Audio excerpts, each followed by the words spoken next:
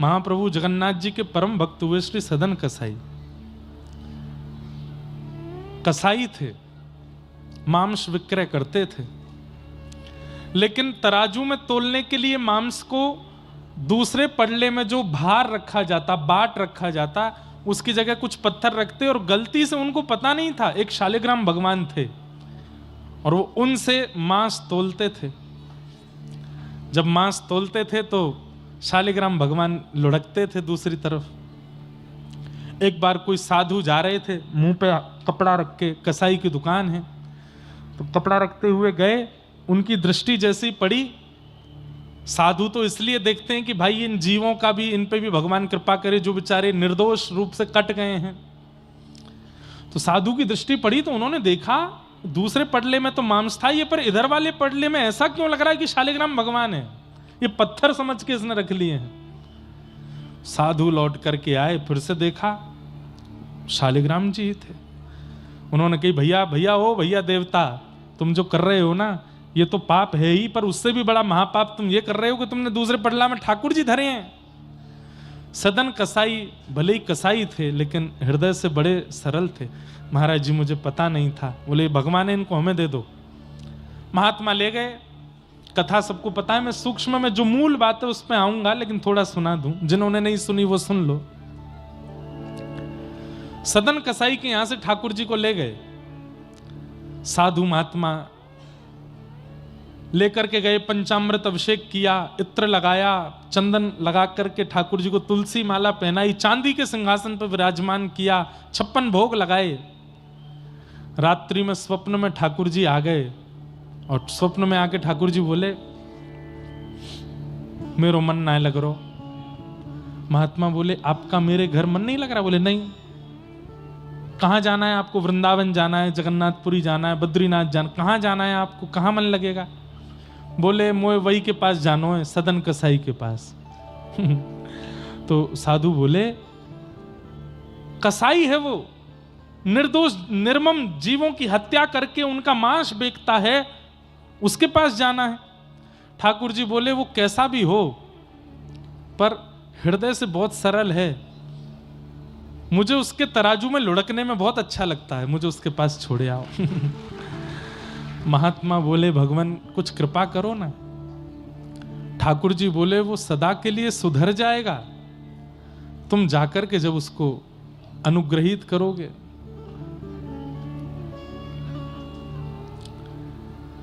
महात्मा गए, शालिग्राम जी लेकर के आए तो सदन कसाई उठ गए। बोले भगवान और कुछ लेने आए हैं क्या? और कोई भी भगवान है क्या मेरे पास? बोले नहीं वो तो नहीं है, इनको वापस देने आए। बोले क्यों? बोले ठाकुर जी बोल रहे हैं तुम्हारे तराजू में उनको आनंद आ रहा है, अब तुम इनको रखो अपने पास। सदन कसाई के नेत्र सजल हो गए कि ठाकुर जी 56 भोग, चांदी का सिंहासन, नियमित सेवा, इत्र की सेवा, चंदन की सेवा छोड़ करके यहां बदबूदार कसाई खाने में मेरे लिए आ गए। सब छोड़ करके मेरे लिए ठाकुर जी आ सकते हैं, तो क्या मैं ठाकुर जी के लिए दुष्कर्म नहीं छोड़ सकता? उसी समय अपनी दुकान बंद कर दी और आज के बाद मैं कसाई खाने में नहीं रहूंगा। ठाकुर जी ने जब मेरे लिए सिंहासन छोड़ दिया, मेरे लिए सेवा छोड़ दी, मेरे लिए पवित्रता छोड़ दी, मैं ठाकुर जी के लिए अपवित्रता नहीं छोड़ सकता, छोड़ दिया। बंधुओं, अगर ये विचार हर वो व्यक्ति करने लगे जिसके घर में ठाकुर जी की सेवा है, तो उसका घर ही मंदिर बन जाएगा। सोचिए, आप सबके घर में जो ठाकुर जी विराजमान हैं, या तो वो अयोध्या से आए हैं, या तो वो वृंदावन से आए हैं, या तो वो जगन्नाथपुरी से आए हैं, या वो द्वारिका से आए हैं। एक बार विचार करो, ठाकुर जी मेरे लिए धाम छोड़ करके आ गए, मैं ठाकुर जी के लिए दूषित काम नहीं छोड़ सकता? मैं क्या ठाकुर जी के लिए अपने घर को पवित्र नहीं रख सकता? यशोदा मैया की गोद में पलने वाले ठाकुर जी मेरी गोद में बैठ के श्रृंगार करा रहे हैं, मैं इनके लिए शुद्ध नहीं हो सकता? इतना विचार करने मात्र से ठाकुर जी की सेवा आपको प्राप्त हो जाएगी। तो सदन कसाई ने नियम ले लिया कि अब मैं जगन्नाथ जी का दर्शन करने जाऊंगा। तो अब मूल कथा जो हमको सुनानी थी कि ठाकुर जी सब जानते हैं, उनसे कुछ छुपा नहीं है। तो सदन कसाई जगन्नाथपुरी के लिए निकले। सुंदर रूप था उनका, सुंदर थे। एक नगर में पहुंचे तो वहां एक नगर पर एक मनचली एक रहती थी। विवाह उनका हो चुका था, लेकिन उनके मन किसी पे भी आ जाते थे। सदन कसाई को जब उन्होंने देखा तो इनके ऊपर उस स्त्री का मन आ गया। रात्रि का समय, सदन कसाई तो अपने मार्ग पे ही चद्दर सी लगा के सो गए। सुबह उठ के निकलना है, पुरी के मार्ग पे थे, पुरी जा रहे थे। बहुत ध्यान से सुनिएगा। उस स्त्री का इन पर मन आ गया, इनकी दृष्टि भी उस स्त्री पर पड़ी, तो इन्होंने तो दूर से उसको प्रणाम किया। सबको प्रणाम करते थे।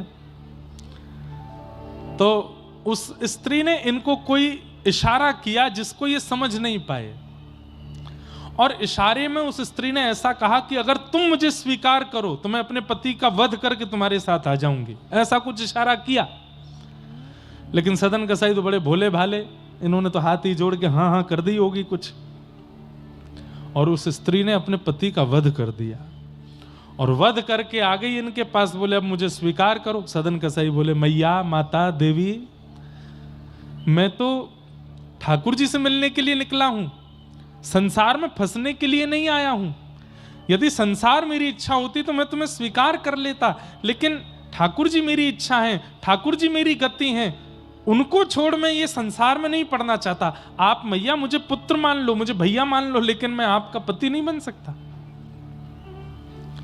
अब वो स्त्री तो बोली, अरे तेरी वजह से मैंने अपने पति के वध कर दिया। बोले सदन कसाई, तुमने मार दिया उनको? बोले हाँ। बोले मैंने इशारा तो किया था। बोले मुझे क्या पता कि तुम क्या इशारा कर रही हो।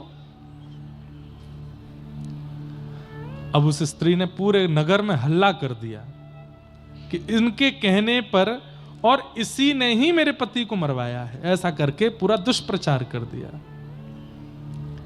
सदन कसाई दुखी नहीं हुए, जगन्नाथ जी से बोले हे जगन्नाथ, एक बार इन नेत्रों को आप दिख जाते, फिर भले ये जीवन में ये सारे प्रमाद आ जाते तो मैं सह लेता। आपका दर्शन हुआ नहीं, आपके धाम आ नहीं पाया, आपका महाप्रसाद मिला नहीं, उससे पहले ये सारे षड्यंत्रकारी मुझको रोक रहे हैं। हे नाथ, एक बार दिख जाओ, फिर भले ही मेरे साथ कुछ हो जाए, मुझे चिंता नहीं, पर अभी मुझे दर्शन तो दे दो एक बार। राजा, जो उस नगर का राजा था, उसने सदन कसाई को बुलाया और कहा देखो, इस स्त्री ने जो आरोप लगाए हैं उससे तुम दोषी साबित होते हो। बताओ तुम्हें क्या दंड दिया जाए। जो तुमने किया है उससे मृत्युदंड ही तुमको मिलना चाहिए। सदन कसाई बोले देखिए, मुझे मृत्युदंड स्वीकार है, पर मैं एक कार्य के लिए निकला हूं, वो करके आ जाऊं, फिर मुझे मार दीजिएगा। तो जनता चिल्लाने लगी। जनता सबसे पहले समर्थन में आती है, नहीं नहीं नहीं नहीं, इसको मारना है, और हमने तो देखा था, इसने इशारे किए थे। सदन कसाई बोले तीसरा आदमी नहीं था वहां पे, फिर भी देखो सब राग में आलाप ले रहे हैं, हमने देखा था, हम इसके सबूत हैं, हम गवाह हैं, इसको मृत्युदंड दो। राजा बोले भैया देखो, जिसको मृत्युदंड देते हैं उसकी अंतिम इच्छा भी माननी पड़ती है। उसकी अंतिम इच्छा यह है कि मैं दर्शन कराऊं फिर मार देना, तो नहीं नहीं, आप ऐसे कैसे छोड़ तक, आप राजा हैं, हमको न्याय दिलाइए, हम इस अबला नारी के साथ में हैं, इसको न्याय मिलना चाहिए। राजा ने सदन कसाई को देखा, बोले भैया तेरी तरफ एक भी वोट नहीं है, अब क्या करूं मैं। सदन कसाई बोले एक काम कर दीजिए। बोले क्या? मुझे मृत्युदंड लौटने पर दे दीजिएगा, पर अभी इन सबको संतोष हो जाए, मेरे दोनों हाथ काट दीजिए, आप मेरी दोनों भुजाएं काट दीजिए। राजा ने सब लोगों से कहा, बोले भैया ये भी छोटी बात नहीं है, कोई व्यक्ति अपनी भुजा आगे कर रहा है कि काट दीजिए, वो किसी काम का नहीं रह पाएगा जीवन भर, मृत्युदंड भी इसको दे देंगे, लेकिन इसकी भुजा काट देते हैं। तो सब बोले हाँ भुजा काटो, कुछ तो करो करो, लेकिन दोनों भुजाएं काट दी सदन कसाई के। कोई दोष नहीं था उनका, निर्दोष। और बंधुओं, जब निर्दोषों को दंड दिया जाता है ना, तो फिर केस ठाकुर जी की अदालत में पहुंच जाता है, फिर ठाकुर जी देखते हैं। उस निर्दोष को चाहिए सबूत ना प्रस्तुत करे, प्रतीक्षा करे, ठाकुर जी लेके आएंगे सब कुछ। सदन कसाई के दोनों हाथ काट दिए। सदन कसाई रो तो रहे हैं लेकिन प्रसन्नता में रो रहे हैं। किसी शुभ चिंतक ने आकर के पूछा, तुम्हारे दोनों हाथ काट दिए, तुम्हारे दोनों हाथ काट दिए, तुम फिर भी हंस रहे हो, तुम फिर भी प्रसन्न हो, क्यों?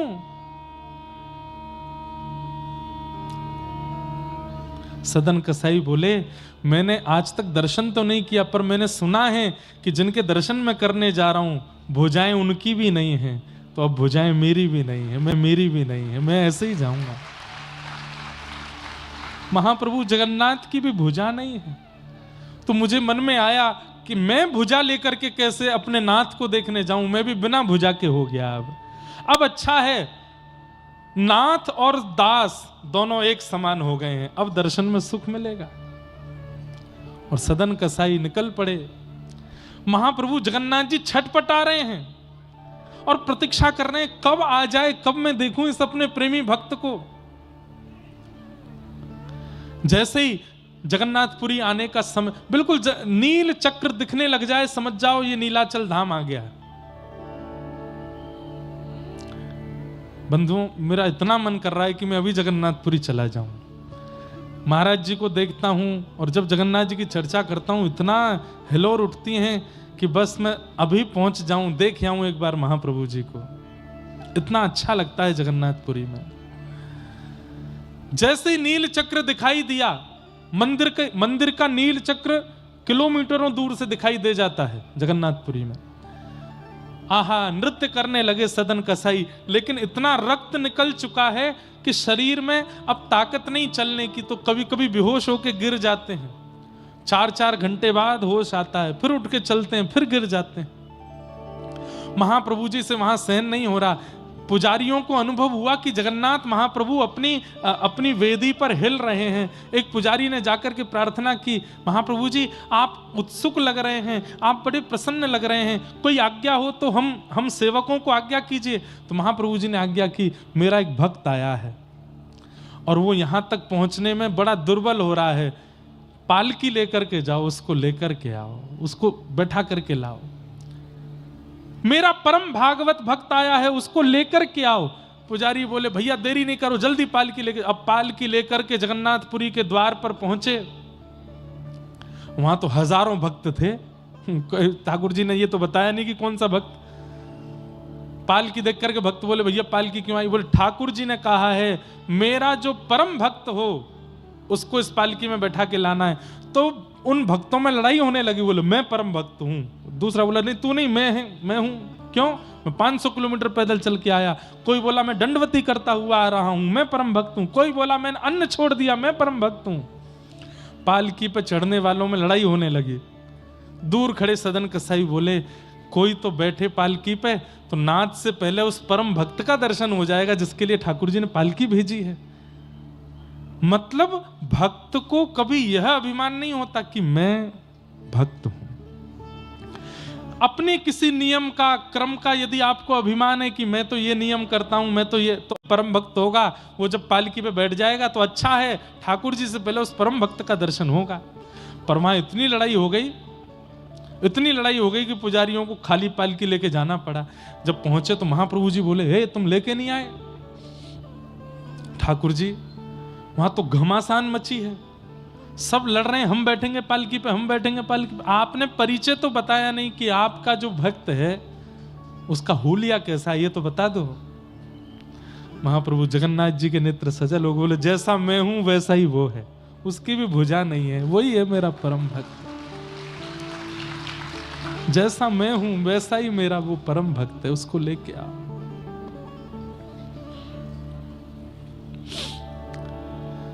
पुजारी पालकी लेकर के गए और उन हजारों की भीड़ में सबसे दूर कोने में बैठे हैं सदन कसाई, बिना हाथों के।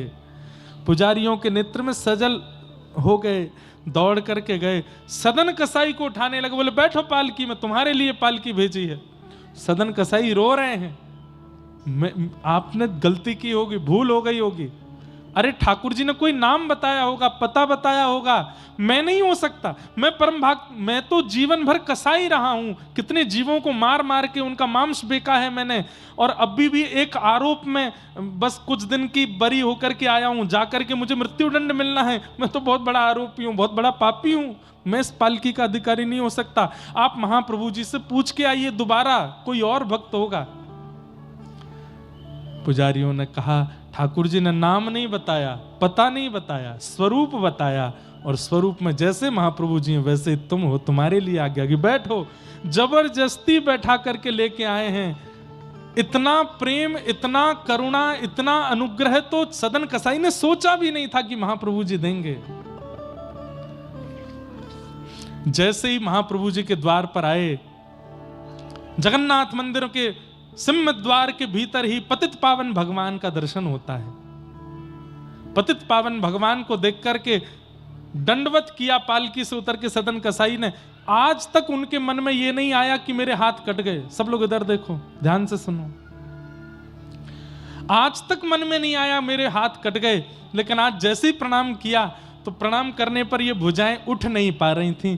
तब पहली बार मन में आया कि मेरी भुजा होती तो मैं अपने महाप्रभु जी को दंडवत साष्टांग प्रणाम करता, लेकिन भुजा तो नहीं है। अब बंद हो गया, लेकिन पहले जगन्नाथपुरी में नियम था, प्रत्येक दर्शनार्थी महाप्रभु जी को आलिंगन करते थे। सब जाकर के महाप्रभु जी को पकड़ते। यही सोचते जा रहे हैं सदन कसाई कि मैं आलिंगन करूंगा कैसे, आलिंगन के लिए तो भुजा चाहिए, मेरे पास तो भुजा है ही नहीं। महाप्रभु जी बाह पसार करके खड़े, मैं कैसे आलिंगन करूंगा। जैसे ही महाप्रभु जी के सामने पहुंचे, इसी ग्लानि में रोने लगे कि नाथ मेरी भुजा नहीं है, मैं आपको अपने अंक में कैसे भरूंगा। इस भावना से कटी हुई भुजा जैसे ही उठाई, तुरंत दोनों भुजाएं प्रकट हो गईं और महाप्रभु जी को आलिंगन कर लिया, हृदय से लगा लिया। मानो उन्होंने नहीं, महाप्रभु जी ने उनको हृदय से लगाया। सोचिए, निर्दोष थे वो, मृत्यु दंड चढ़ा है उनके ऊपर, लेकिन महाप्रभु जी ने कैसा प्रेम, कैसा उपकार, कैसा अनुग्रह किया। क्यों? कोई सफाई नहीं देनी पड़ी किनको, कोई सफाई नहीं देनी पड़ी यहां सदन कसाई जी को जाके कि मैंने अपराध नहीं किया, मैंने दोष नहीं किया, इसलिए मेरे हाथ काट दिए, जबरदस्ती का कुछ नहीं कहा है। मौन गए थे, क्योंकि महाप्रभु जी सब जानते हैं आपके जीवन में क्या चल रहा है, क्या नहीं चल रहा है। मत बताइए, ठाकुर जी को सब पता है उनको। उनके सामने तो निर्भाव से जाओ, निष्काम भाव से जाओ, कुछ नहीं चाहिए नाथ। बल्कि दुखी हो फिर भी ठाकुर जी के सामने जाके कहो, हम बहुत सुखी हैं ठाकुर जी, हम बहुत प्रसन्न हैं, सब बढ़िया चल रहा है, आप बिल्कुल निश्चिंत रहें, हम बहुत बढ़िया से जीवन जी रहे हैं। ठाकुर जी प्रसन्न हो जाते हैं। जगन्नाथ चक्कानैन, जगन्नाथ चक्कानैन, नीलाचल वरे तू न संभाले तो हमें कौन संभाले।